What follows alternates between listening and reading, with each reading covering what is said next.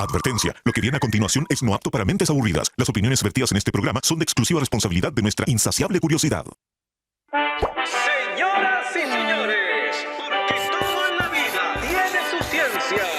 Aquí comienza All You Need Is Love. El show de ciencia y tecnología más querido del mundo. Con la conducción del periodista Iván Rimaza.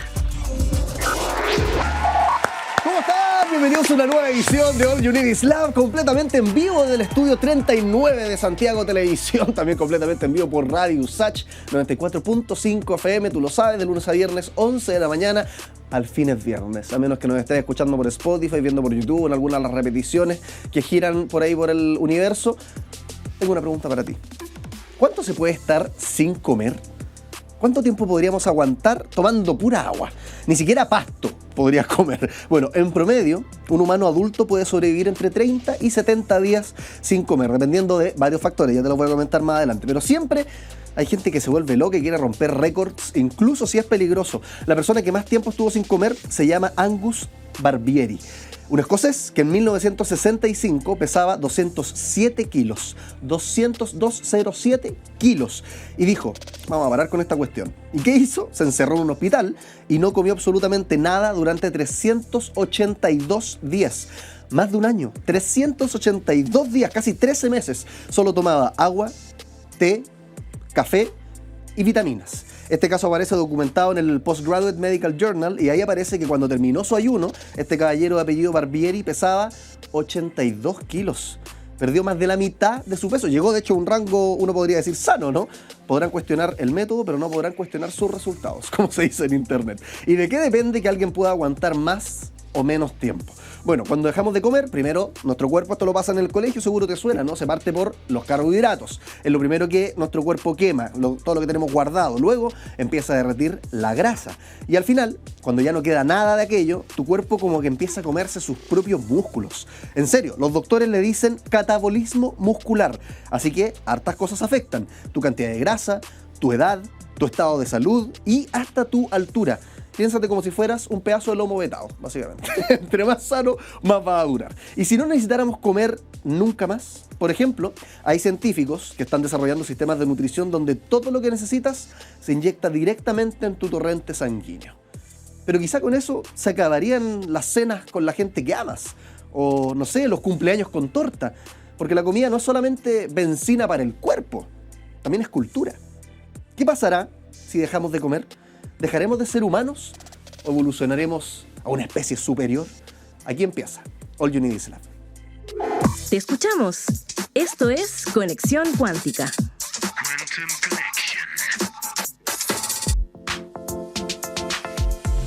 Empiezan tus 15 segundos de fama.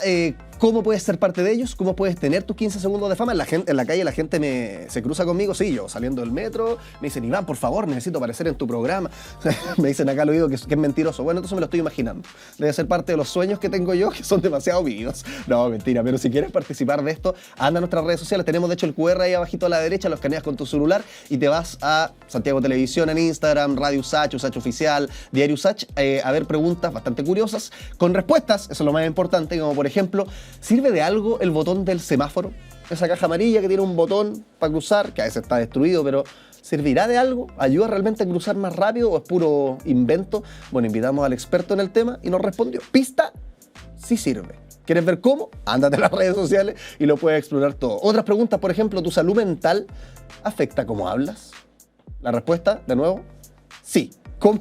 Anda a verla toda la cuestión en nuestras redes sociales. Otra de lo que subimos, de hecho lo último, que generó ahí harta interacción, hace poquito estuvimos conversando sobre el tostador chileno y otros hitos del diseño nacional. Por ejemplo, la caja de fósforos Andes, la Mediagua, la Citroneta, la escoba de Curahuilla, si no me equivoco, puedo estarme equivocando, pero es como un tipo de paja endémica en nuestro país.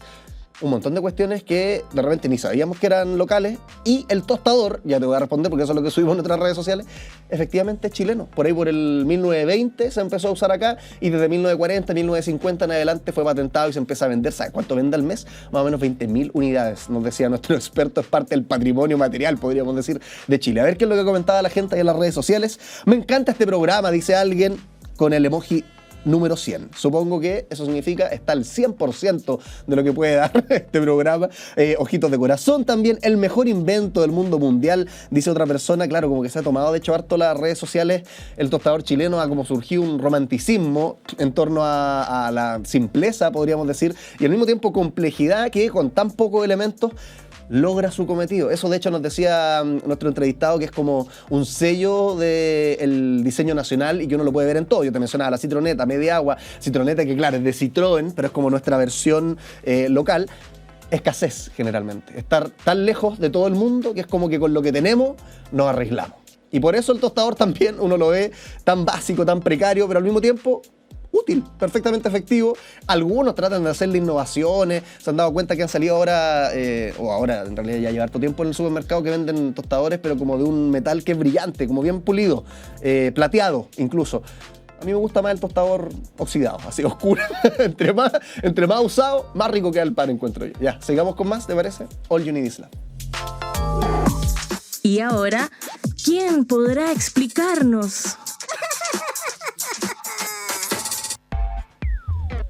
Vamos a hablar sobre los diaguitas, porque seguro si es que tú buscas en Google, o al menos esa es la imagen que yo tenía en la cabeza, llamas, te aparece generalmente como con los incas, ¿no? Y los diaguitas tienen un rol ahí importante, tenemos que ir cambiando esa imagen, parece, según nos dicen nuestros próximos invitados, Paula González, Patricio López, arqueólogos. ¿Cómo están? Muchas gracias por estar en el programa. Hola, muchas gracias por invitarnos. Oye, Paola, Patricio, cuéntenos sobre este hallazgo, porque de hecho cuando yo leí el titular me pasó un poco eso, ¿no? El titular es, descubren 50 y algo llamas enterradas junto con diaguitas, esto en el sector del Olivar. Por tanto, se llega a una conclusión, ustedes me contarán cómo se llega a esa conclusión de que fueron los primeros en domesticarlas. Y yo en mi cabeza tenía como asociado a las llamas más a los incas que a los diaguitas, de repente mucha gente también. Explícanos sobre eso, como qué tanto de esa imagen crees que hay en la gente, como entre los incas y las llamas, y cómo esto llega un poquito a romper eso. O sea, bueno, yo te puedo contar un poco para contextualizar qué es el sitio del Olivar. Ya. Y yo creo que Patricio es también el más indicado para darte a conocer cómo llegamos a saber que eran llamas. Claro, el sitio del Olivar es un asentamiento no solo funerario, sino también habitacional de la cultura diaguita en tiempos prehispánicos. Como que uno hubiera dicho un barrio. No, más bien imagínate tú una aldea, pero como de caseríos dispersos, hechos en materiales bastante perecibles, por eso no quedan, digamos, vestigios visibles, que apareció cuando se estaba construyendo la doble vía de la carretera panamericana en el año 2014. Empezaron a verse osamentas humanas, entonces ahí se paró la construcción y bueno, el Consejo de Monumentos dejó salvaguardado un espacio como 380 metros de largo y 50 de ancho. Y nosotros nos encargamos primero de caracterizar, de hacer un diagnóstico de este espacio, donde ahí descubrimos que habían áreas funerarias y también áreas habitacionales.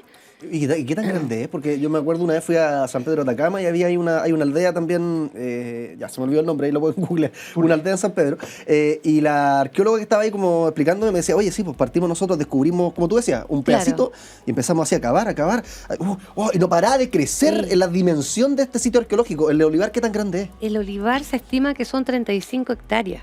Que gran parte fue afectado por el crecimiento urbano de La Serena, pero todavía sobrevive de lo que es carretera panamericana hacia el oeste, que ahora son parcelas. Entonces, pero el sector que nosotros excavamos, que fueron dentro de este polígono 332 metros cuadrados, que igual es una de las excavaciones más grandes que se ha realizado en Chile, extendida, digamos, y ahí identificamos más de 212 entierros primarios, 56 camélidos, y además, bueno, se han realizado fechados radiocarbónicos. Sabemos que la ocupación de esta aldea fue más o menos entre el año 1100 hasta la llegada de los españoles en 1536. Entonces, una gran ventana que nos ha permitido acercarnos por primera vez a la vida cotidiana, a la vida ritual de los diaguitas. Y ahí, en ese sentido, lo primero que llama la atención, también una de las cosas más relevantes, son estos entierros donde están unidos humanos y camélidos, ¿no es cierto?, en posiciones que también no son anatómicas, digamos. Ellos se observan, se enfrentan cara a cara, o bien están todos puestos en una misma orientación y disposición, y el animal en sí mismo está dispuesto intencionalmente en la misma posición de los humanos, que es de cúbito lateral flectado, como posición fetal. Entonces, todo eso te da elementos como ontológicos. No lo tiraron nomás, digamos, al hoyo. Sí, claro. Entonces, una de las grandes preguntas que nos hacíamos al inicio, ¿no es cierto? Bueno, ellos son camélidos salvajes como guanaco, o son camélidos domésticos. Y esa gran pregunta Patricio lo ayudó a resolverla a través de distintos métodos. Oye, Patricio, entonces los diaguitas habrían domesticado a la llama antes que los incas. Lo que pasa es que la historia de Chile empieza hace 13.000 años. ¿Ya? La primera llegada del ser humano al continente americano, aproximadamente 13.000, 12.500 años. ¿Ya? Y luego de eso, de pasar de cazadores-recolectores, de una economía básicamente de caza y recolección de vegetales, el hombre comienza a experimentar con la domesticación. ¿Ya? Y hay varios núcleos de domesticación en América, ya independientes. Ya no es que hayan estado relacionados entre sí. Entonces está el área de Perú, Bolivia y el norte de Chile. ¿Ya? Y aproximadamente hace 5.000, 6.000 años, en el norte de Chile comienza ya el tema de la domesticación, que ahí les puedo explicar cómo se estudia. Y en el caso nuestro, de nuestra área de estudio, que es la zona del norte chico, nuestra pregunta era precisamente lo que decía Paula. Si previo a la llegada del Inca, sabemos que el Inca ya tenía llamas, había domesticación de camello o no, ya, sobre todo en estas poblaciones dieguitas.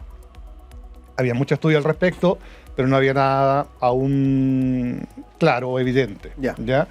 Y nuestros resultados indican precisamente que en el olivar, ya por lo menos en la cuenca del Elqui, en estas poblaciones dieguitas, sí habían llamas. ¿Ya? Ahora, la pregunta que surge de este estudio es si efectivamente fueron domesticadas en el área, también como un núcleo independiente, o provienen como influencia de otras zonas. ¿Y como que habrían llegado domesticadas, por decirlo así? Exactamente. Hasta ahora, nuestra hipótesis de trabajo, que tenemos que seguir todavía estudiando mucho más, es que probablemente llegaron. ¿Ya? O sea, la habría domesticado alguien más, pero no sabemos quién, ni dónde, ni cuándo. Exacto. O sea, probablemente provenga del noroeste argentino, ya un flujo de información importante que hubo entre el olivar y el noroeste argentino y el norte de Chile, que no solo se nota en los temas de las llamas, sino en otras evidencias arqueológicas también muy importantes. Pero eso no tampoco descarta que haya habido un proceso de domesticación local, ¿ya? Porque tenemos muy poca información arqueológica. La arqueología es la disciplina que estudia los restos animales en sitio arqueológico. Trabajamos básicamente con huesos, ¿ya? Y previo a los dieguitas tenemos muy pocos huesos. Entonces tenemos muy poco material con el cual trabajar, ¿ya?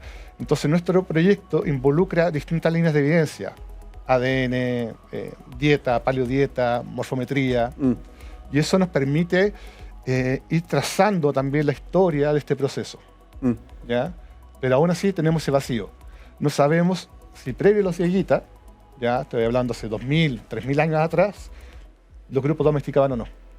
Oye, ¿y cómo sabemos que domesticaban estos animales? Quizás una pregunta tonta, porque la respuesta puede decir, alguien responderá en la casa, oye, pero sí, obvio. En el sentido de, ¿por qué el hecho de que estén enterrados estos camélidos con los seres humanos nos dice que había una relación entre ellos? Insisto, el sentido común nos dice, obvio, si están enterrando juntos porque puede haber habido alguna relación, pero ¿cómo yo puedo decir fueron domesticados estos animales? Claro. Es que los camélidos los guanacos sobre todo, son el animal de América Latina, de Sudamérica. Entonces siempre ha tenido una importancia relevante y uno lo observa desde los primeros humanos en el continente. En es como mucho más que el perro en ese sentido, porque el perro lo domesticamos también, pero la llama es como una herramienta de trabajo. Sí, exactamente. De hecho hay una muy buena pregunta que también hay perro doméstico en el olivar, que es interesante. También hay. Que también es la primera evidencia de perro doméstico en la zona. Wow.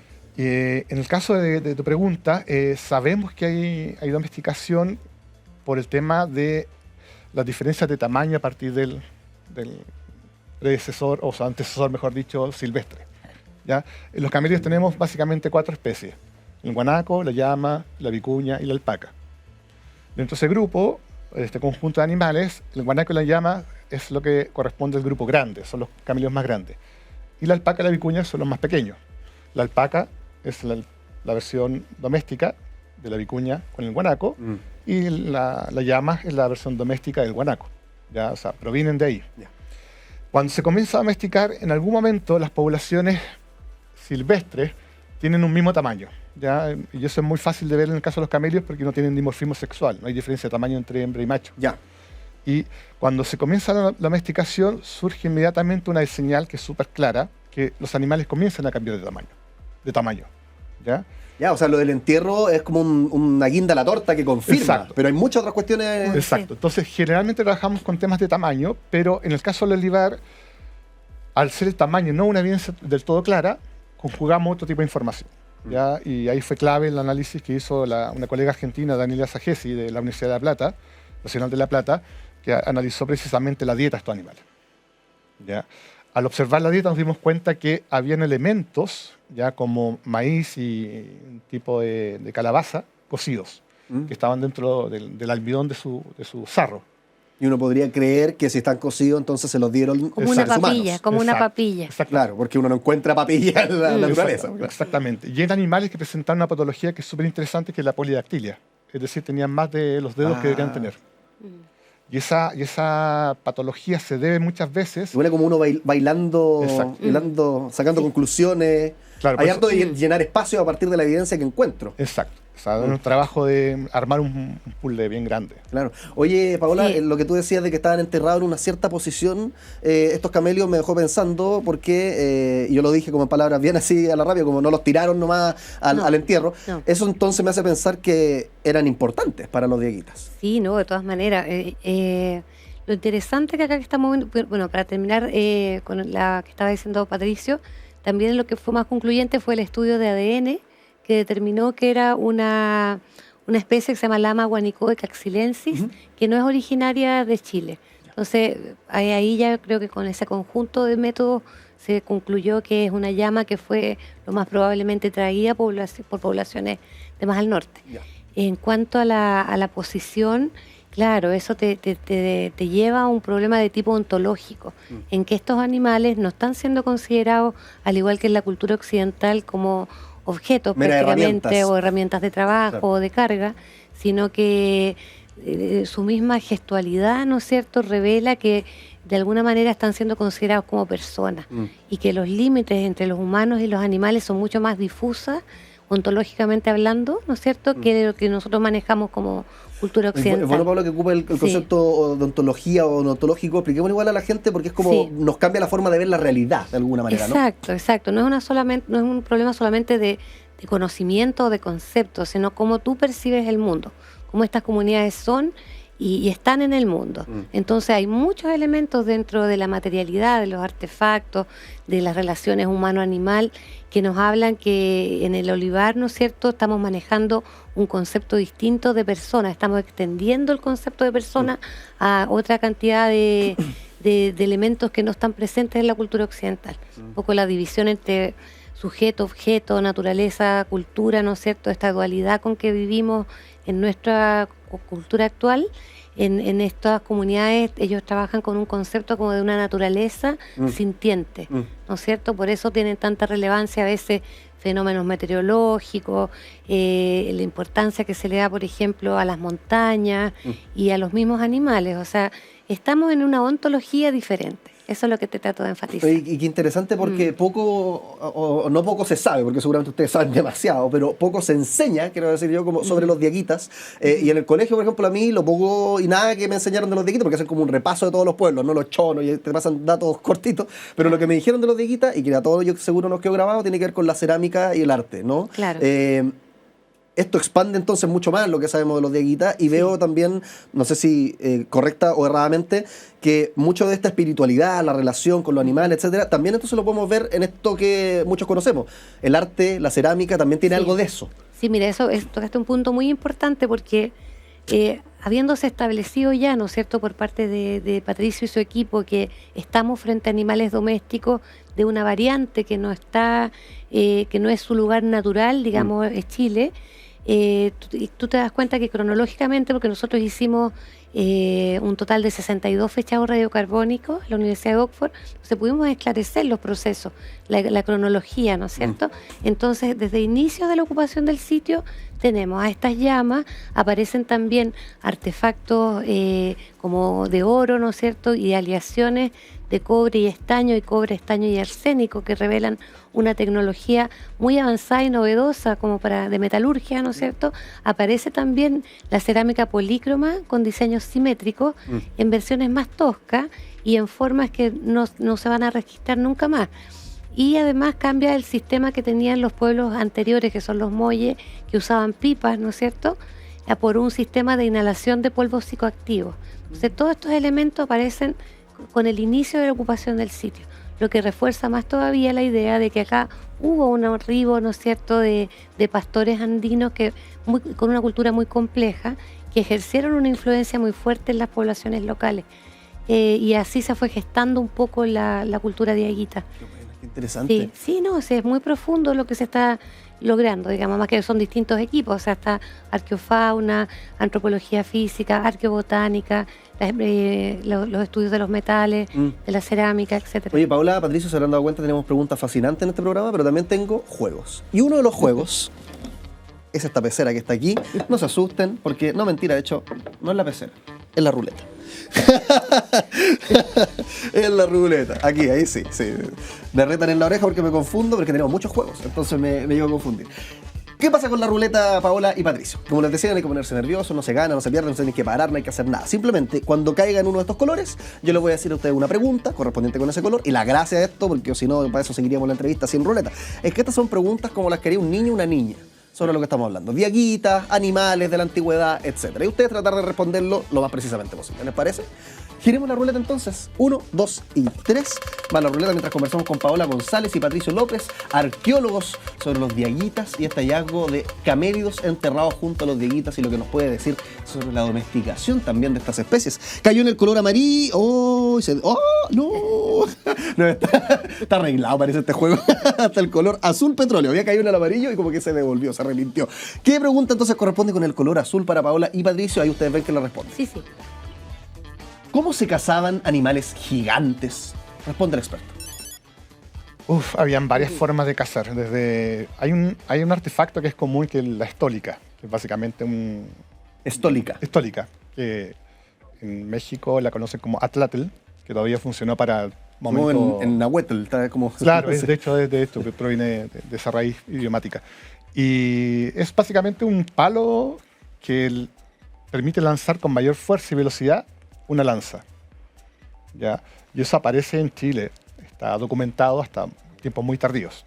También está el arco y flecha, la lanza propiamente tal. Entonces hay varias formas de cazar, las trampas, en el caso de los pájaros. Y cuando hablamos de animales gigantes extintos, ¿qué tan grandes eran estos animales? Los que cazaban. Animales... No con hablar de mamut, digo, pero los que cazaban acá en el norte. Como los confoterios, o sea, básicamente. ¿Sí? Sí. Igual de grande o parecido. Hay en Chile central hay evidencia. En Patagonia y en Chile en general hay animales grandes como el milodón, el megaterio. ¿Y eran cazados? Sí. Eran cazados. Wow. Y para eso requerían estrategias de grupo, trampas, una tecnología de caza muy, muy compleja además.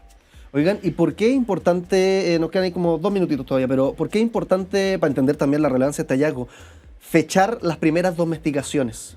¿Por qué nos ayuda a entendernos mejor, o entender mejor la historia, o entender a los animales, o entender a los pueblos, entender? ¿Por qué es importante saber la domesticación? Bueno, en la domesticación y en todo otro proceso social que tú quieras entender dentro de lo que es la arqueología, es esencial saber cómo fueron evolucionando los procesos y cómo fueron sucediendo los cambios en el tiempo. Entonces es una herramienta realmente muy importante para los arqueólogos para poder establecer esto, los procesos de continuidad y de cambio. ¿Te habla de una civilización más desarrollada que una que no domesticó o no necesariamente? Yo creo que pueden haber sociedades complejas que no fueron pastoras. Ya. Lo interesante es que nosotros... No es lineal, digamos. No, claro, lo que a mí encuentro que es increíblemente interesante que para que acá estemos viendo lo que estamos viendo, ¿no es cierto? Este arte visual, simétrico, con una geometría ancestral increíble, que tengamos todos estos indicios, ¿no es cierto?, de pastoreo. Tuvo que haber habido un proceso sobresaliente, un arribo, ¿no es cierto?, desde distancias muy lejanas, y que fueron las que dieron en el fondo origen a una cultura muy sobresaliente de la cual cada vez estamos comprendiendo más. Entonces eso también tiene efectos identitarios, o sea, no solamente para las actuales comunidades diaguitas que están en proceso de etnogénesis, sino también para todos los chilenos. Paola González, Patricio López, arqueólogo, muchas gracias por estar acá en el programa. Nuestro público les da un aplauso. Qué fascinante me parece esto, como de ir encontrando pequeñas claves o como detectives del pasado, de alguna manera, ¿no? E ir armando esta historia que después vamos a aprender en el colegio. Ojalá. Ojalá. Paola y Patricio, muchas gracias. Nosotros seguimos con más All You Need Is Love. La máquina del tiempo. Viajemos a una época en la que el taladreo no se hacía como lo hacíamos hoy. En este viaje por las herramientas, ¿cómo eran los taladros en la antigüedad? Claro, aquí en la máquina del tiempo hablamos de todo, cómo eran las camas, cómo eran los instrumentos musicales, cómo nos lavábamos los dientes, pero hoy día quiero saber cómo se trabajaba con este tipo de herramientas que parece ser más bien de la modernidad, ¿o me equivoco? Bueno, en la antigüedad se ocupaban taladros manuales rudimentarios desde fechas tan tempranas como el Paleolítico, por ahí por el 35.000 a.C., usando rocas punzantes giradas entre las manos para perforar madera, hueso o piedra. La invención del taladro de arco ocurrió hacia el 4000, 5000 a.C. en Pakistán, y en Egipto antiguo se usaba también para encender fuego y en odontología temprana. Hoy día pareciera que nos taladrean la boca a los dentistas. Bueno, eso tiene entonces algún tipo de rastro que uno podría seguir en la antigüedad. Hacia el año 3000 a.C., los egipcios desarrollaron el taladro de núcleo, con punta hueca, para perforar materiales con todavía mayor precisión. En China se creó luego, en el año más o menos 200 a.C., todas estas fechas son súper aproximadas, ¿no? Pero para que te hagas una idea de la progresión, se creó el primer taladro por percusión. ¿Conoces el taladro de percusión? Que son estos que agarran los maestros y llegan a saltar con el taladro porque pegan unos golpes. Ya, usando derricks de bambú y palancas para perforar pozos de sal y gas, alcanzando grandes profundidades. Llegó la Edad Media, con ello también se mejoraron, por supuesto, todo este tipo de herramientas. Se mejoró el tornillo de mano o auger con mango en T. ¿Te diste cuenta el gesto que yo hice para agarrar el taladro? Ya apareció más o menos en esta época. Y posteriormente con manivela también, facilitando perforaciones de madera. El taladro de bomba también apareció. El pump drill apareció en épocas romanas, con volante para mantener la velocidad, precisión en perforaciones pequeñas. Y también existe uno que se llama el churn drill, que no sé cómo se traducirá al español, que es una variante también de percusión, que ya se usaba en China y llegó a Europa en la misma época, capaz de excavar, esta era su especialidad, pozos profundos. La actualidad hizo que se transformaran todas estas herramientas que eran más bien, uno podría decir, arcaicas, no eran tan tecnológicas, no había batería, no conocíamos todavía la electricidad, pero en 1889 se inventa justamente el primer taladro eléctrico estacionario. Fue en Australia. Después, en Alemania, el primer modelo portátil, hecho por los hermanos Fein. Y en 1917, Black & Decker patenta el diseño moderno, taladro portátil con agarre tipo pistola y gatillo, inspirado en una Colt 45. Hoy existen taladros inteligentes, automatizados, incluso por ahí por los 60 salió al mercado el primer taladro inalámbrico. Hoy día yo creo que hay robots autónomos que hacen perforaciones profundas, y qué increíble eso, como las herramientas que antes eran como un agregado para el ser humano, para taladrear en este caso, hoy en día robots son ambas cosas combinadas y nosotros nos echamos a tomar un té. Es un robot que es humano y herramienta al mismo tiempo. Quién sabe lo que venga, motores eficientes, fluidos biodegradables, sostenibilidad, inteligencia artificial. ¿Cómo irán a mejorar el taladreo? No lo sé, pero así es como evolucionó. Desde frotar piedras contra otras piedras que querías taladrear, a taladros inalámbricos, con electricidad, baterías de litio, quién sabe. Vámonos a una pausa, ¿te parece? Y seguimos con más. All You Need Is Love. Hagamos la corta. Ciencia al paso.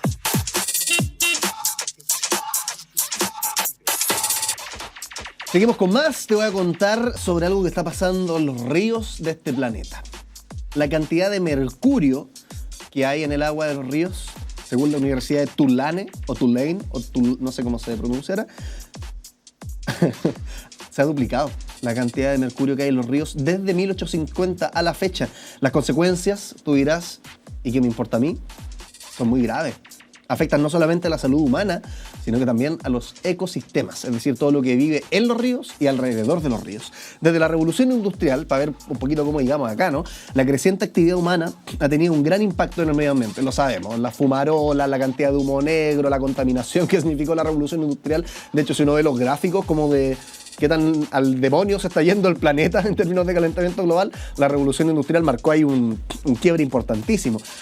No es la excepción para las cantidades de mercurio que estamos tirando a los ríos. Una evidencia de ello, de hecho, es el aumento de los niveles de mercurio en los ríos del mundo, que se ha duplicado, como bien te decía. Los altos niveles de este químico también tienen consecuencias para los ecosistemas. La minería ha sido una de las principales culpables de esto, la combustión de carbón también, y la industria han aumentado la contaminación por mercurio, han alterado también la circulación de los ríos fluviales. Esta combinación de factores provocan un fuerte aumento de las concentraciones de este químico, según un estudio, como les decía, esta universidad que apareció en la revista Science. Científicos de China, Estados Unidos, Francia trabajaron juntos, armaron un Modelo basado en procesos para simular el transporte de mercurio en los ríos, ver cómo viaja el mercurio por las aguas dulces, y los resultados son los siguientes. Antes de 1850, los ríos del mundo vertían a los océanos, porque sabemos que los ríos, toda la agüita va a caer finalmente al mar o océano, ¿cierto? Alrededor de 390 toneladas métricas de mercurio vertían los ríos a los océanos. Actualmente pasó de 390, que era lo previo a 1850, a 1000 toneladas métricas. Es decir, se podría decir que hasta más que se duplicó. Las actividades humanas, dice uno de los profesores, autor principal también de este estudio, las actividades humanas han alterado el ciclo global del mercurio en todos los aspectos. Los estudios anteriores se centraban en las concentraciones de mercurio en otras partes, en la atmósfera, por ejemplo, los suelos, agua del mar, y han pasado por alto en gran medida los ríos, que es una vía importante para el mercurio. Y los resultados del informe, entonces, tienen importantes implicaciones, como te decía, no solamente para los ecosistemas y la salud humana, todo esto porque el mercurio contiene potentes neurotoxinas que se acumulan en los peces, que luego nosotros consumimos. Es más o menos como el desastre con los microplásticos, ¿no? Uno dirá, ¿qué me importa que tiren microplásticos al agua si yo me baño y la paso bien igual? Alguien individualista pensaría eso, ¿no? Ojalá que no seas tú el que piensa de esa forma. Pero claro, esos microplásticos después los comen los mismos animales que nosotros cazamos para comernos. Lo mismo pasa con los ríos, el mercurio. Los peces finalmente se intoxican con este mercurio, nosotros nos comemos esos peces y nos hace mal también a nosotros. ¿Cómo quedaste? ¿Te parece que sigamos con más? All You Need Is Love. El que sabe, sabe. Y el que no conduce. Hoy vamos a hablar de algo que suena a conspiración salfatiana, pero tiene harto de real. Y acá tengo un librito, de hecho, sobre el tema. Se llama La invención de Shakespeare. ¿Qué significa esto? ¿Los libros de Shakespeare los escribió él o alguien más? Cristian Torres, Roge, autor de La invención de Shakespeare, está con nosotros. Cristian, muchas gracias. Nuestro público te da un aplauso. Eso. Oye, Cristian, ¿escribió Shakespeare sus libros, no? El hombre de Stratford no escribió nada de eso. El William Shakespeare de Stratford, la persona histórica que nació en 1564, esa persona fue usada como identidad de otros autores, principalmente Christopher Marlowe. Oye, qué locura, es que esto es una tesis y claro, la vamos a profundizar más adelante, pero partir con esto me parece así como chocante, porque uno se imagina Shakespeare como una de las figuras de la literatura, iba a decir inglesa, pero mundial. Más importantes de la historia. Hagamos como rewind, antes incluso de que aparecieran las sospechas de que Shakespeare podría no haber escrito sus libros, como para entender las dimensiones de esto. Claro. ¿Quién es Shakespeare? ¿Qué es lo que sabíamos de Shakespeare? ¿Y por qué empiezan a aparecer estas dudas?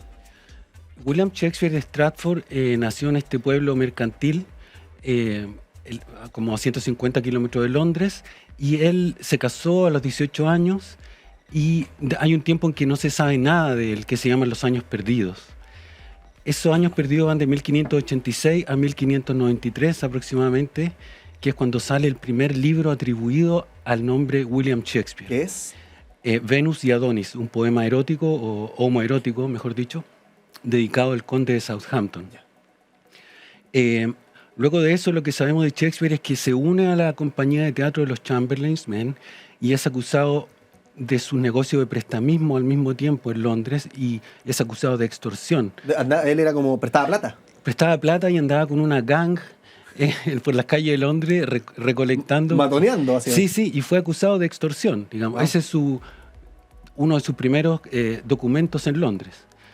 Luego lo que sabemos es que siguió siendo comerciante, que pagó una buena suma de dinero para obtener su escudo de armas y su patente de hidalguía, lo que significaría luego, un poco años después, que él que tenga un escudo de armas y que sea considerado hidalgo.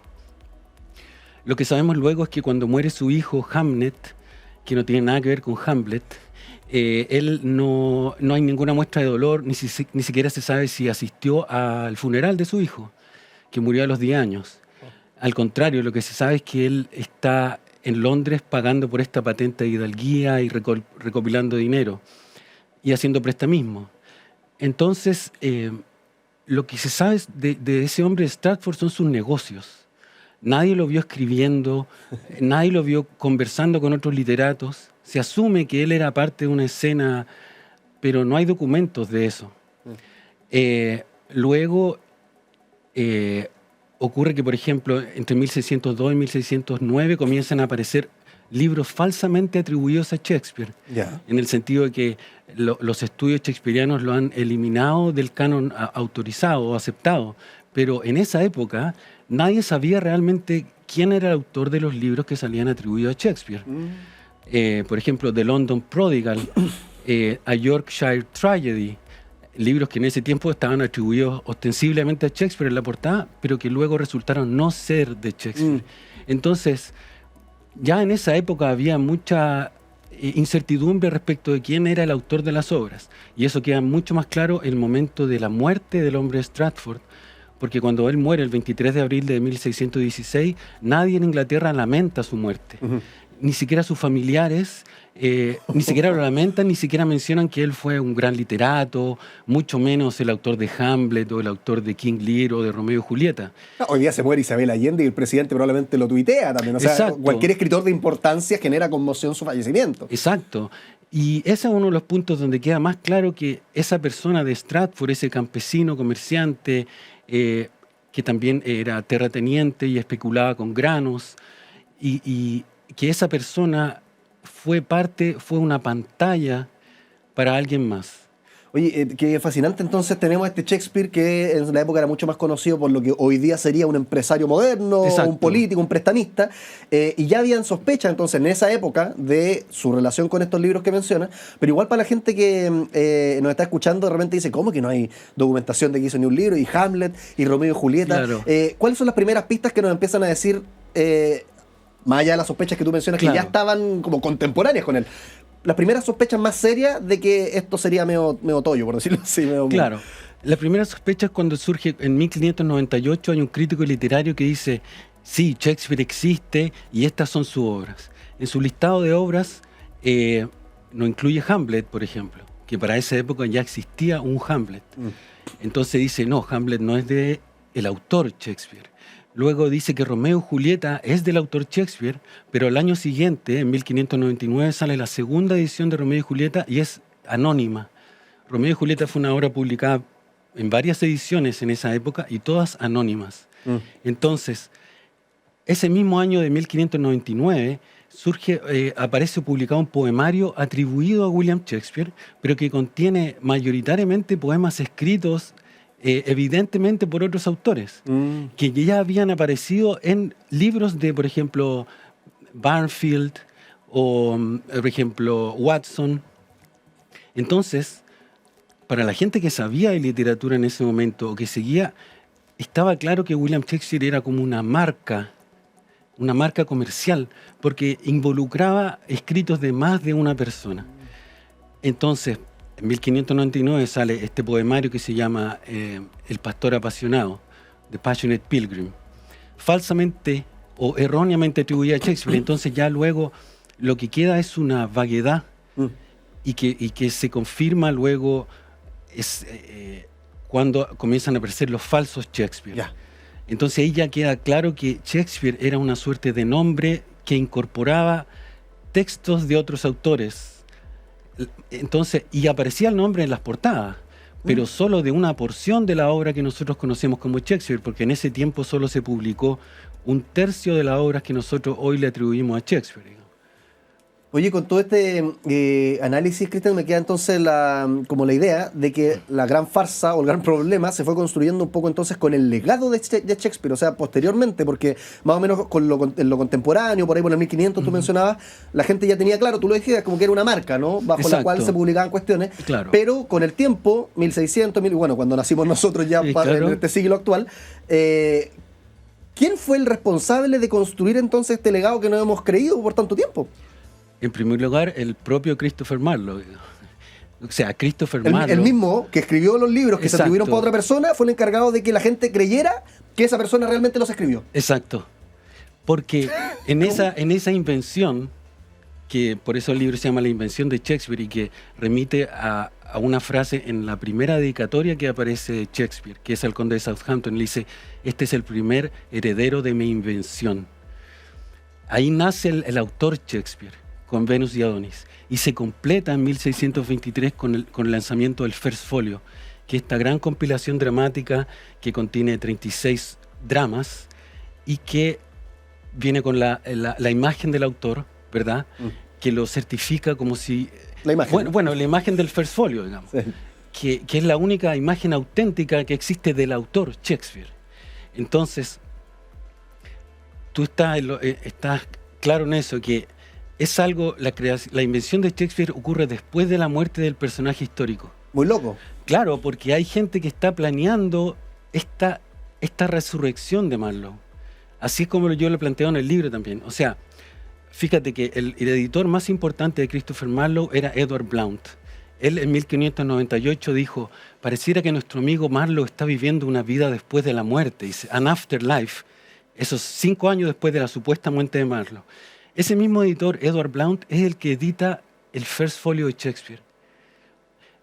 En 1598 Blount se declaró ser el albacea del legado literario de Marlowe y esa misma persona terminó publicando el libro más importante de la literatura de Shakespeare.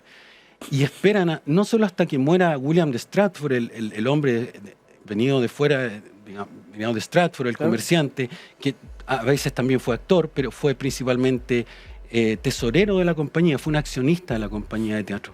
¿Te fijas? Entonces, quien diseña este Shakespeare que pasa a la posteridad, quien lo mitifica, es el propio Christopher Marlowe, quien siendo que estaba esta idea de que él había muerto en una pelea, que había sido como también un famoso hereje, ateo y un homosexual, perseguido por aquello, pero protegido por el servicio secreto. Entonces, cuando finaliza toda esta invención, que dura 30 años, digamos, cuando lanzan el First Folio, la imagen que adorna el libro es la imagen de Marlowe. Y él fue la persona que dijo, ok, a través de este autor ficticio, que es una suerte de heterónimo mío, lo hace su heterónimo porque en ese mismo libro le da una biografía falsa a este autor. Y por ese mismo libro, que fíjate que el editor Edward Blount espera no solo hasta que muera el hombre de Stratford en 1616, sino que muera su viuda. El libro más importante de la obra de Shakespeare, el libro que lo canoniza, el editor espera hasta que muera la viuda del hombre de Stratford, Anne Hathaway. Aparece 3 meses... Se llama como la actriz. Exacto, claro. O sea, la actriz se llama como ella. Exacto, sí. Claro. Pero retomando una de las grandes tesis del libro, que es que la invención de Shakespeare representa la resurrección de Christopher Marlowe al interior de la élite protestante isabelino-jacobina. Y Marlowe es un hombre más bien silenciado al lado de Shakespeare. ¿Podemos coincidir? Totalmente, en eso, ¿no? O sea, lo sepulta. Él sabe que lanzando, mitificando a este autor, él va a quedar sepultado. Pero si te fijas, lo primero que él hace es que en la portada del libro va a ir su rostro. Quienes lo conocían en esa época iban a saber, este es el rostro de Marlowe. Ah, salió el rostro de Marlowe. Claro, o sea, lo que sea... una foto, digamos. Exacto, porque en el First Folio aparece el rostro del autor Shakespeare. Y cuando tú comparas ese rostro con el retrato de Marlowe de 1585... ¿Hay mucha similitud?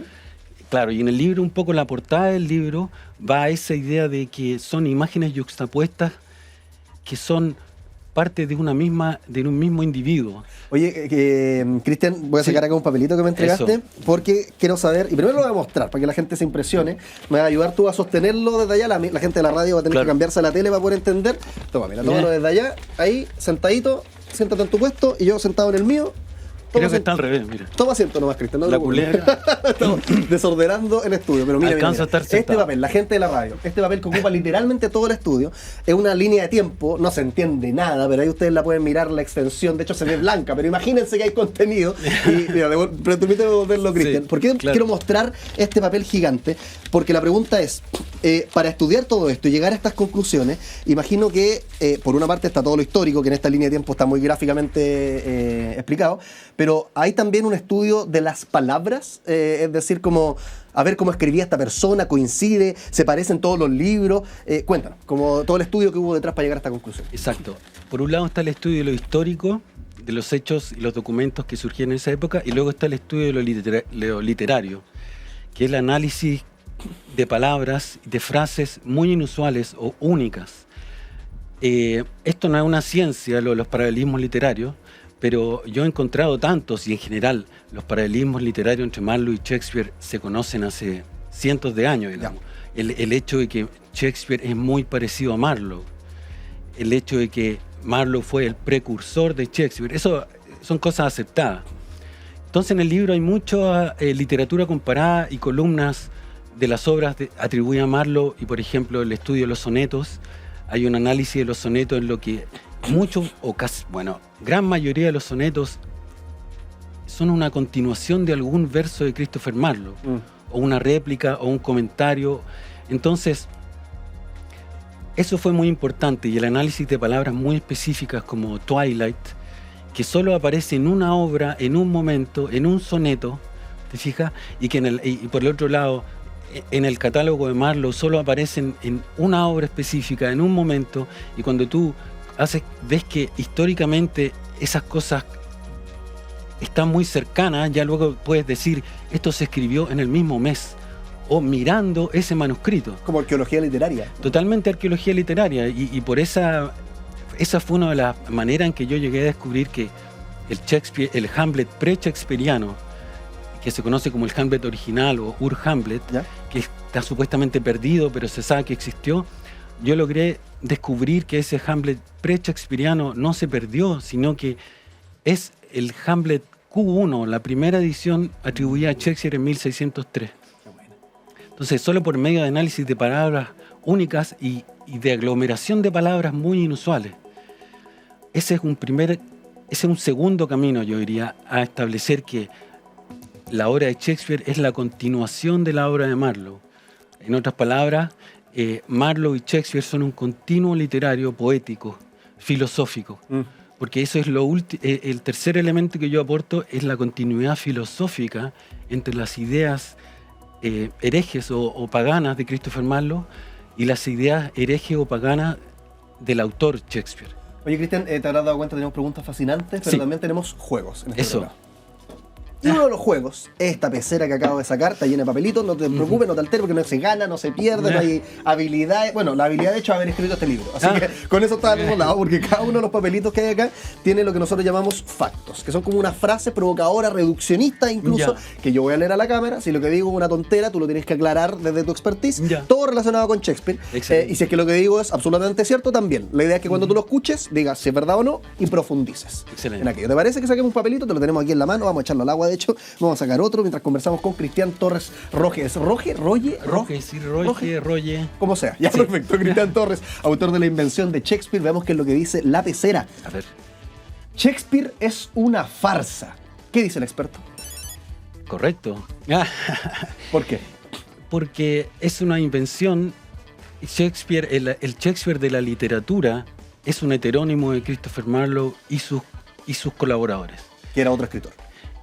Claro, Christopher Marlowe, un contemporáneo del hombre de Stratford que fue perseguido por sus opiniones herejes y homosexuales, y era también agente del servicio secreto, un alto agente del servicio secreto, y por esa razón él pudo fingir su muerte en una taberna, con un reporte oficial, obviamente, que oficializa la muerte de este agente, pero para luego seguir escribiendo y espiando. Esa más que el gobierno isabelino no le perdona la vida a Marlowe porque escribía bonito, no esencialmente, sino porque él iba a ser un buen espía, que iba a seguir entregando información. Pero también ven el gobierno anticatólico inglés de la reina Isabel, ve en Marlowe y el consejo privado, básicamente el primer ministro, que Lord Burleigh, William Cecil, ve en Christopher Marlowe un potencial narrador de la historia de Inglaterra, pero desde el punto de vista secular y no católico.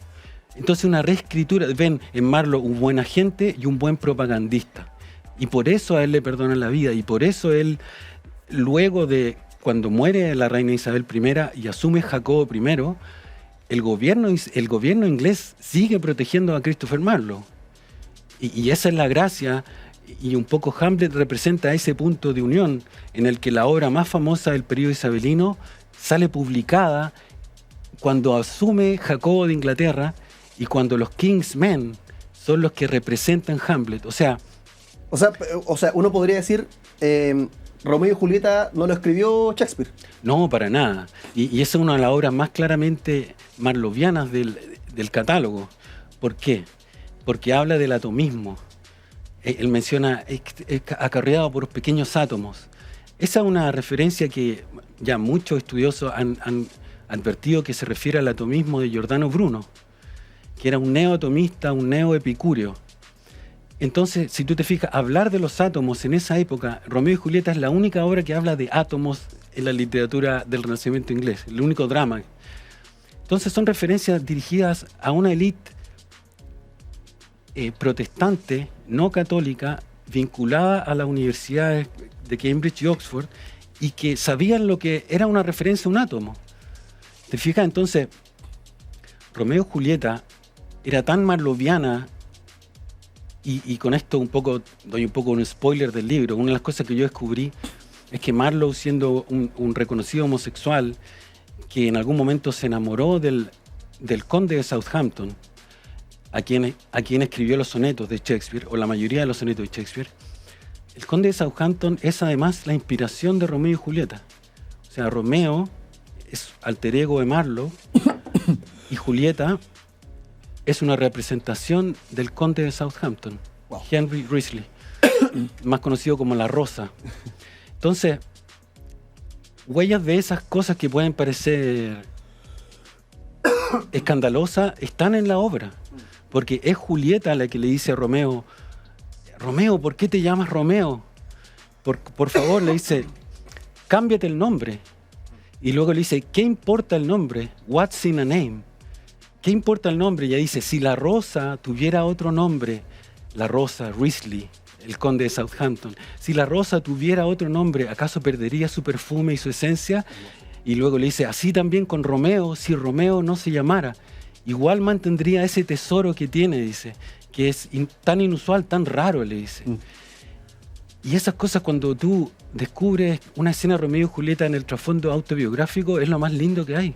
O sea, es una lectura de la obra de Shakespeare esencialmente autobiográfica que te entrega a un autor que es maravilloso. O sea, un autor que es un Leonardo da Vinci de las letras. O sea, y por eso es que sigue siendo el autor más influyente de Occidente. Ahora, ¿quién es el autor Shakespeare? Hemos dicho que es una combinación, Marlowe y sus colaboradores. En cuanto a la poesía atribuida a Shakespeare, ese es el poeta Marlowe. Toda la poesía atribuida a Shakespeare es Marlowe. Pero los dramas son colaboraciones literarias. Y esa es otra de las cosas que descubrimos en el libro. Es que, por ejemplo, Hamlet, Romeo y Julieta o Enrique IV son colaboraciones de Marlowe con su compañero de Cambridge, Thomas Nashe. Sí. Y ellos, uno era el genio trágico y Nashe era el genio satírico. Y entre ellos dos... Era como una mezcolanza de ideas, de cerebro.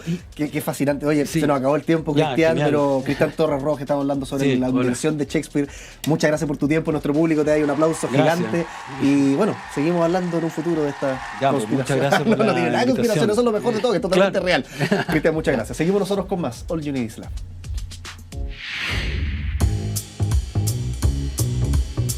Se acaba, todo lo bueno llega a su fin. Dentro de las cosas que comentamos hoy día, tantas cosas interesantes. Partimos, por ejemplo, preguntándonos, ¿cuánto se puede estar sin comer? ¿La comida acaso es solamente benzina para el cuerpo? ¿Qué pasaría si no comiéramos? Si no necesitáramos nutrirnos. Hartas cosas cambiarían, porque la comida, como te digo, no solamente es benzina para el cuerpo, también es cultura, de alguna manera.